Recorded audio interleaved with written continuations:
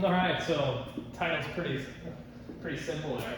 I'm actually excited to present on this topic because like marketing for me is like a fun thing almost because I am super curious about human behavior when it comes to this thing that we hold in our hands. Because to me, I'd rather lose my passport than my phone. Because like you live and breathe on this thing.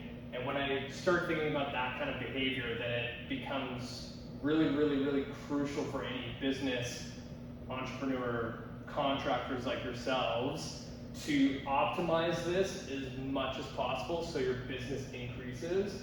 So we're gonna kind of dive into a little bit and I'll kind of see where we kind of go because like I want you guys to also ask questions because I kind of like just generically like what would I want to throw into a 20 to 30 minute presentation about social media, and if there's certain things that you want to talk about, let me know and we'll kind of go into it. Hopefully this works. All right, how do I get started? Number one, a lot of people think that when they start posting, they're just like a social media expert, like this is so weird. And then there's a lot of people out there that spew that they're, they can improve your social media content by 10,000%. Like I get these DMs like every single day from like other trainers in the industry that are like 22 years old and they're like, oh yeah, we're gonna make your business go into $1 million months. And I'm like, yeah, okay, that's not how it happened. Anyway, the first thing is like really simple, you educate yourself. So if I was going to change my oil in my car, I'm not gonna just go blindly into it. I'm probably gonna watch a few YouTube videos. Same thing goes with social media. Like before you even create strategies or whatever platforms to choose from, like you almost want to educate yourself. And for me, what I do is you want to follow individuals that know social media well. So for me, I follow this guy named Gary Vaynerchuk. Do you guys know who Gary Vaynerchuk is? I don't. So I don't actually know how I stumbled upon his page, but essentially Gary V, like one, you can see he has a pretty big following, so it's like, okay, he probably knows something. But his whole story was he was an immigrant from Belarus when it was still kicking around, immigrated to New York with his family, and his dad started a liquor company.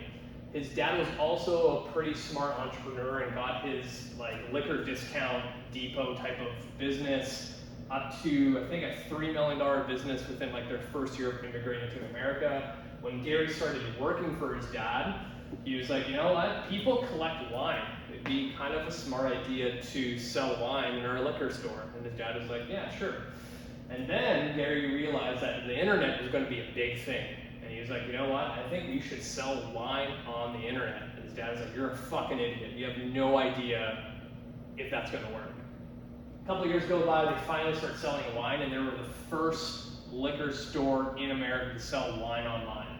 Mm-hmm. And then he realized that when Google came out, started doing Google Ads, and then he was able to buy the Google ad word of wine for 3 cents a click. Fucking crazy in this like day and age.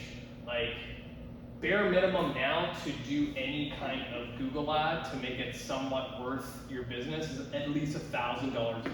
So imagine if you're able to, imagine if you're able to own the word wine in Google search for 3 cents a click.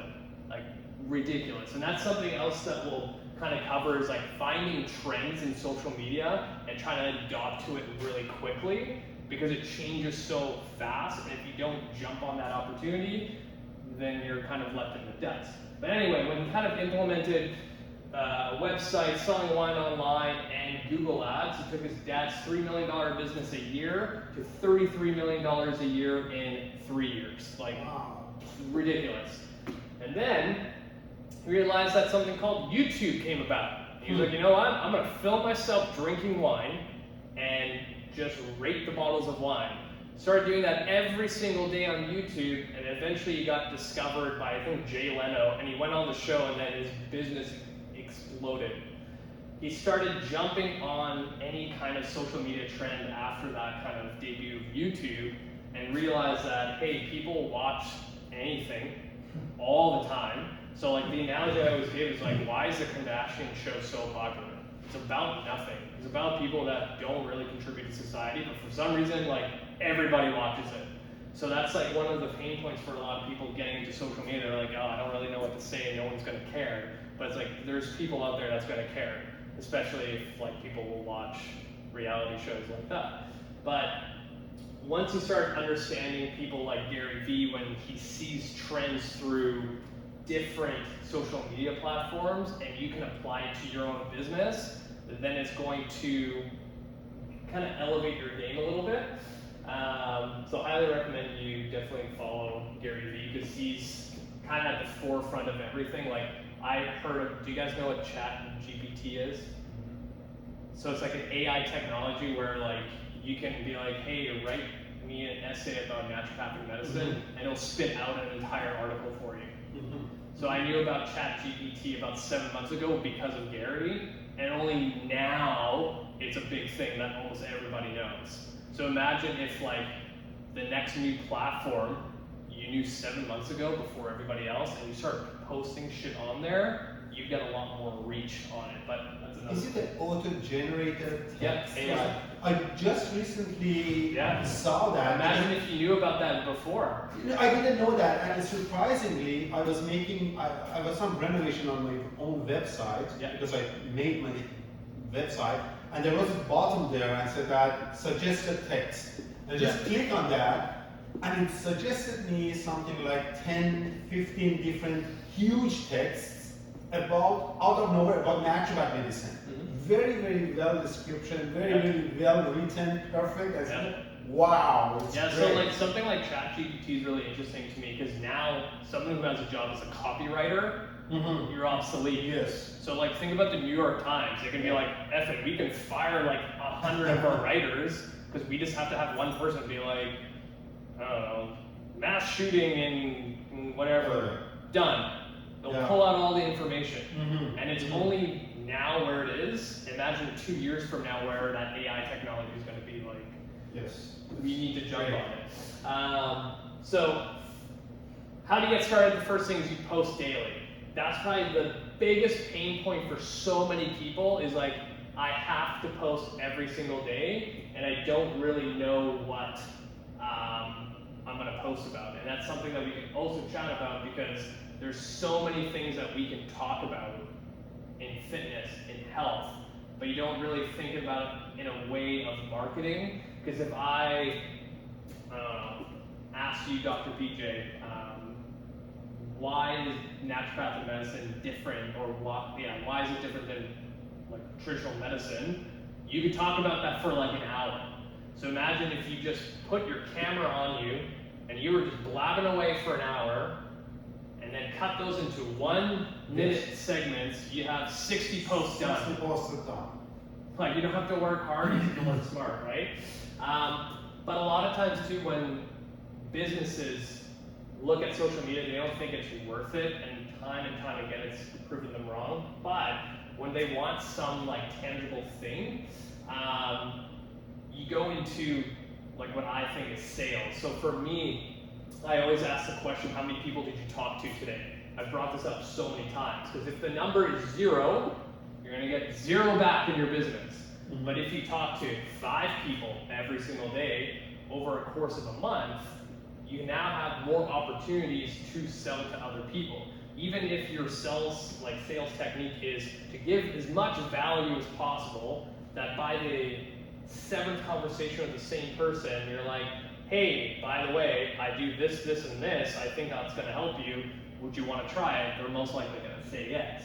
So when you take that kind of principle into a social media platform, and imagine if you could scale it, because that's the whole thing with business, is if you can scale it and take that analogy of how many people you talk to, social media fits into that kind of box really, really well, and this should end up becoming your #1 priority with any kind of business. So if you want to dive this into a little bit deeper, and this kind of worked out. So this was January 9th on my Instagram, and I reached about 20,000 people.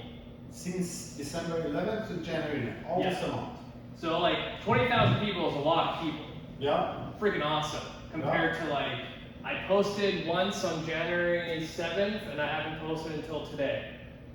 that's probably going to be like, I don't know, 200 people, right? So this So is, you recommend to daily posts? oh yeah, 100%.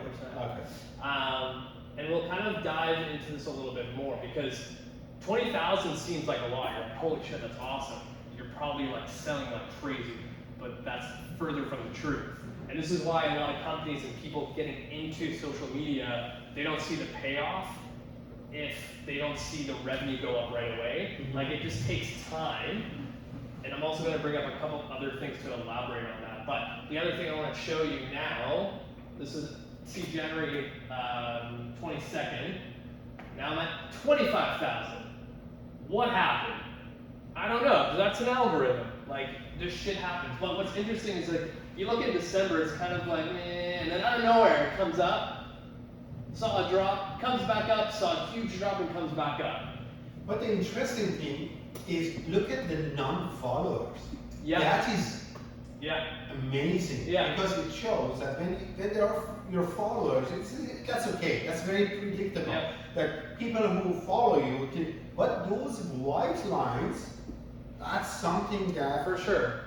interesting because it shows that the new customers, the new viewers coming toward your channel. Yeah.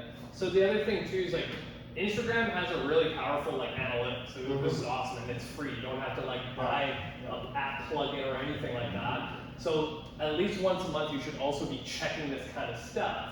And then when I see these trends where out of nowhere it just goes up, I'm like, okay, what did I do different? Didn't do anything different. I've been posting the same way, using hashtags, whatever. But sometimes they'll also post things like this to show you that this reel, for some reason, is doing better than everything else. Did I do anything different? No. You don't know. Maybe you Who did, knows? but you don't know. So this is what I refer to the Justin Bieber effect. So Justin Bieber got famous because he was posting on YouTube every single day of him singing, and for random reason, one executive producer found him and was like, this guy's gonna be a star. I'm gonna go contact either Usher or Justin Timberlake to take him under. And now look where he was. I'm not saying you're gonna get as big as Justin Bieber, but imagine if you kept hitting stuff like this more often, then your business will go up. It's just, you have to constantly like do it on a daily basis, and over time you'll have more opportunities to hit that. Because it's just like any time like a newspaper ad comes out, like all those advertisers are hoping that someone's actually going to read it and do something about it. And they put so much money into it blindly, and they don't know if it works or not. But at least here you can actually see if it's actually doing anything. Then I went into this last year of all my reels, which ones did better. And like all 6 of these did fairly well. Nothing out of the ordinary that I put in there. 1-minute reels, 5 to 10 hashtags, a description.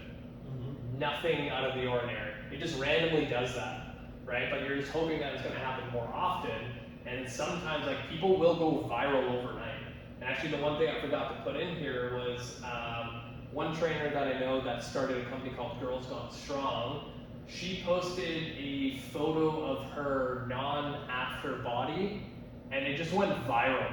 Like she's been posting stuff like that all the time, and then to a point where like Lil Wayne reposted her post, and then some other major news outlet posted it, and then some other one, and then like overnight she ended up getting like 3 million followers. Not saying like that's going to happen for sure, but you never know. Like imagine one of your reels goes to 30K. Like you're gonna gain a lot more traction, and then the algorithm's gonna like you a little bit more. But this just goes to show like there's a lot of opportunity if you consistently post on a daily basis. Because if you don't, then you're gonna lose kind of steam, and also it's going to make you feel like, oh, I posted a couple times, nothing's working, it's not worth it. But it's always the long game for this kind of stuff. The whole idea of beating the algorithm, I don't think there is a way, because companies change all the time, but kind of like what we were talking before, you can kind of stay ahead of the curve. So when I bring up this topic, like if you remember when Facebook first started, it was for college kids. But now your grandma's on Facebook. evolved. Remember when Instagram started? All 13-year-olds. But now every single business is on Instagram. It's like you have to be on it. Remember when TikTok started? It's only for 13-year-old girls. Now all businesses are now going on to TikTok. And then the other thing, remember when Facebook bought out Instagram? That was a big deal. Remember when TikTok bought Musical.ly? Most people don't even know what Musical.ly is, but Musical.ly was TikTok before. It's the same concept, but a bigger company bought it out and just built it up higher. The other thing too, Elon Musk just randomly bought Twitter. So this stuff happens a lot, and when those changes happen, expect that a new thing's gonna pop up. So another thing too is like YouTube has Reels now, and as of February, they're gonna launch paid advertisement for their shorts. And if I was you guys, I would jump onto whatever Reels I'm posting on Instagram to put onto YouTube, and the moment it goes into a paid platform, dive all that money in there because you're gonna get so much more expansion that way, right? Anytime a platform adds a new feature, you wanna jump on it. So like when Instagram added Reels, not everyone adapted quick enough, and they were kind of left to the depths. So all the time you kind of have to keep up with what they're changing and adding, because the moment you can be an early adopter, then like you will grow a lot quicker. So imagine TikTok came out, it's all for teenagers, but the moment you got on there during that time and started building up your platform, that organic reach goes a lot further than when you have 10 million people on the platform compared to like 1 million. It's kind of like, would you want to be a big fish in a small pond or a small fish in a large pond type of thing, right?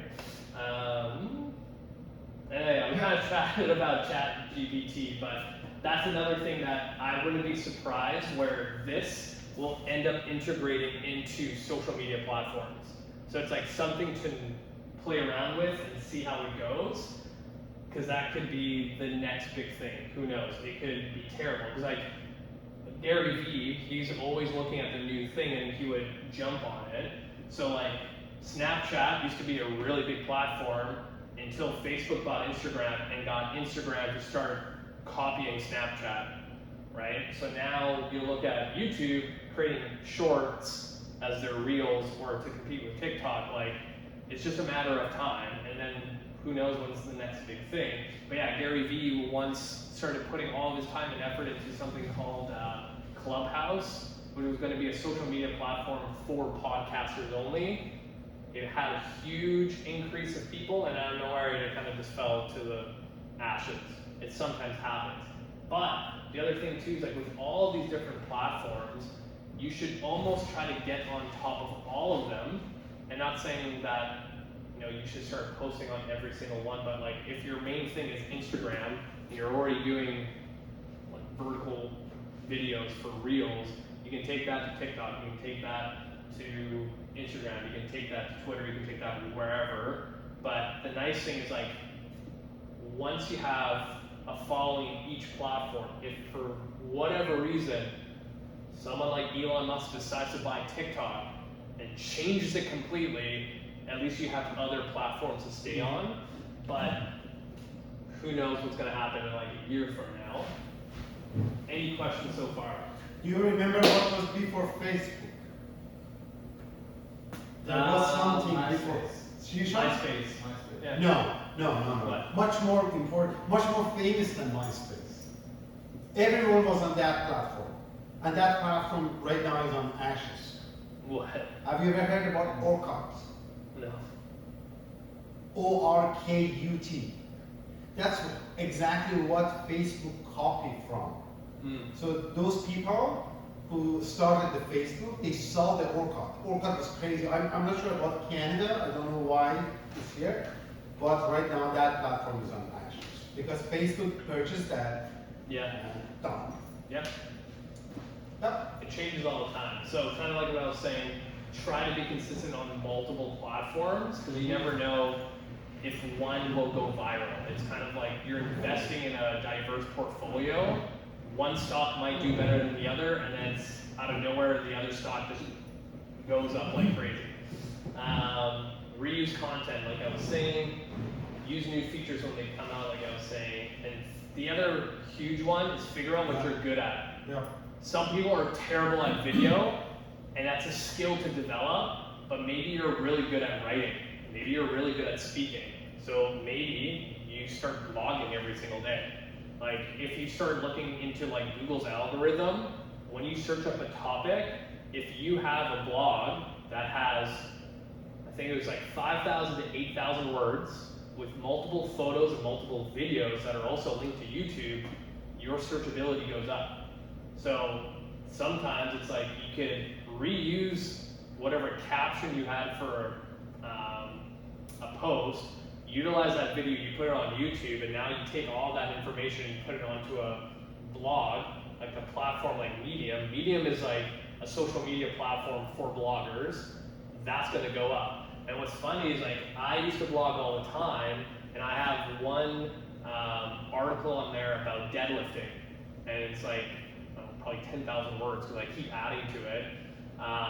Added a couple of videos, and I get notifications on how many people read it still. Like I haven't touched that blog since 2018, and every week I get about 200 to 300 people reading it. Like, and I'm not even touching it.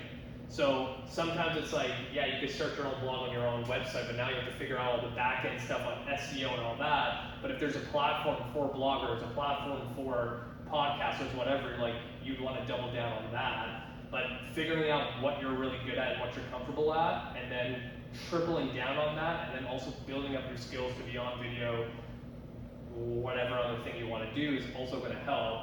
I don't think if I had anything. The biggest one too is being patient. People start doing social media, they get consistent for 3 months, and they're like, I'm not at 100K followers, what the hell? Like, social media is a lot harder than you think, but if you start thinking of social media as a long game, then you will win.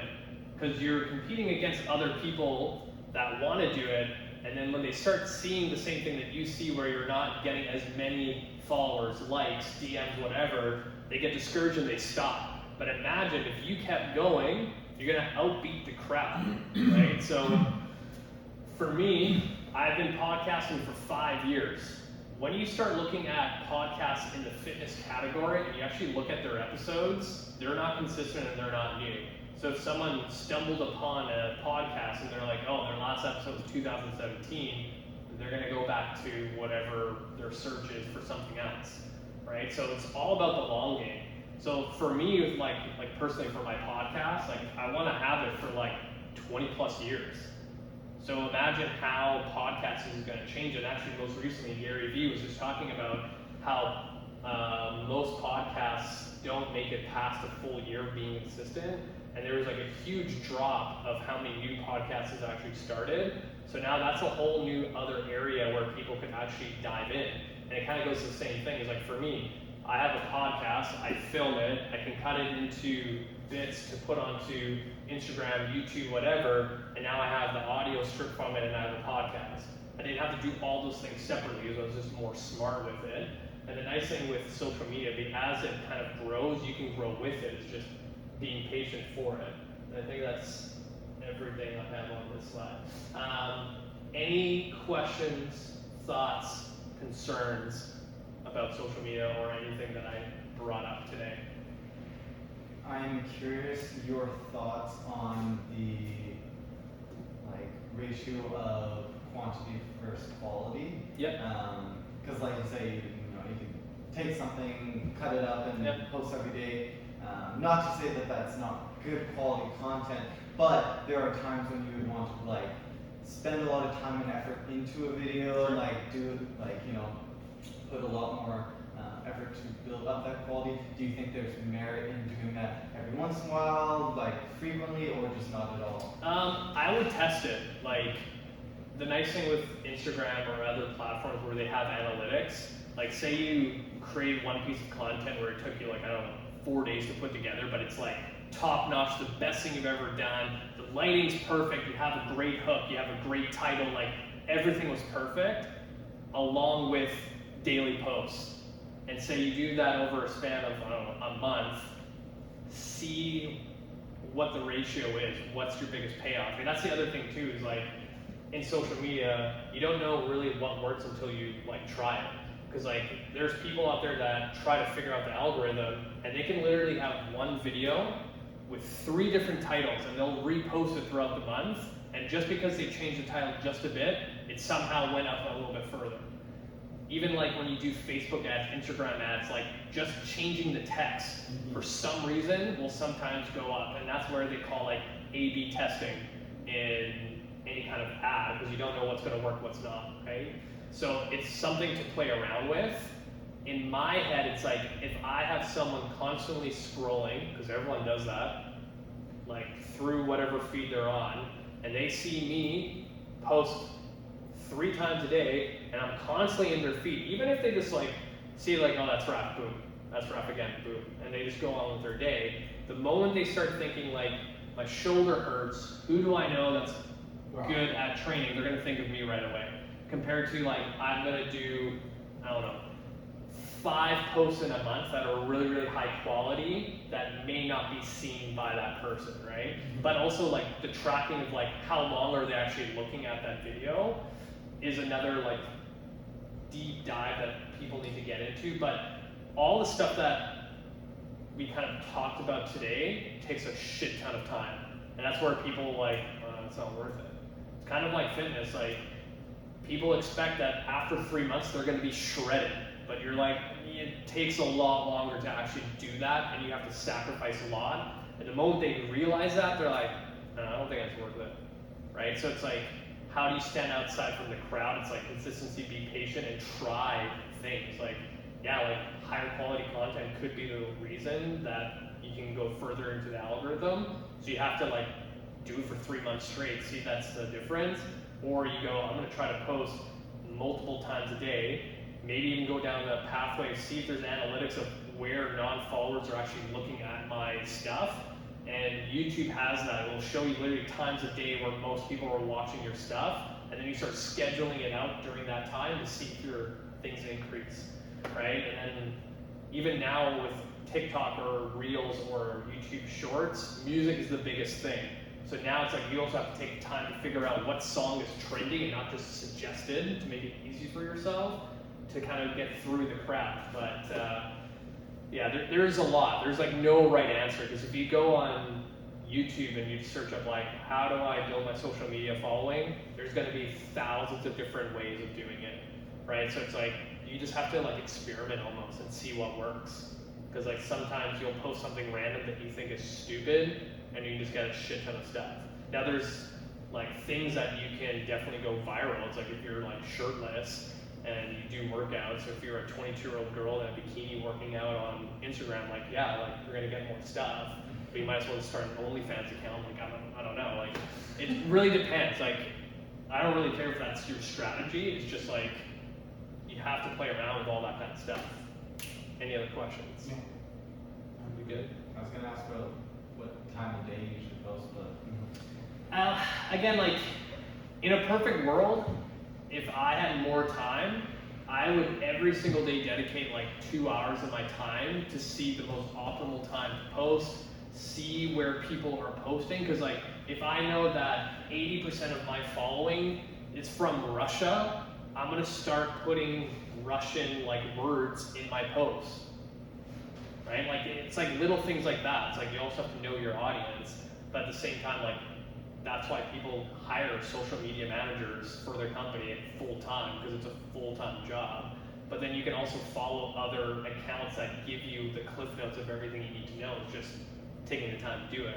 Because it's a lot easier to go home after work and put on a show on Netflix, and now it's the next day, right? But the moment people understand that every time you post is an opportunity for somebody to see your content and eventually become a customer, changes the game. Because I've had multiple times where people will message me randomly and don't even like my content.